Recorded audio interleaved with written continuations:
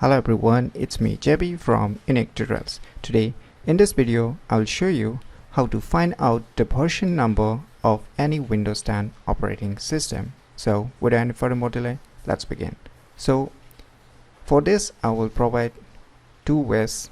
So the first way is, first of all you need to move your cursor to the start menu, and here you can see a settings icon. Just tap on it.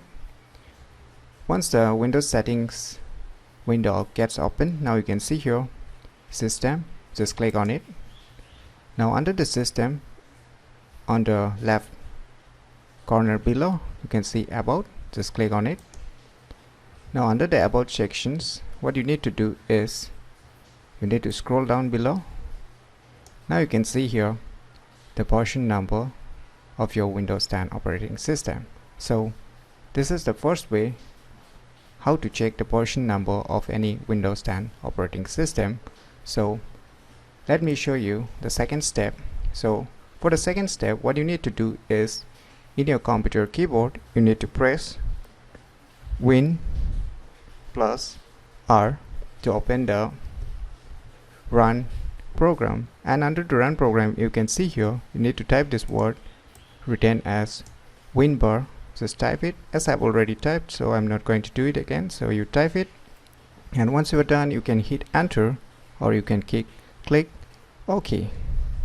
You can see here the version of your Windows operating system that is written as 1809 in my Windows 10 operating system.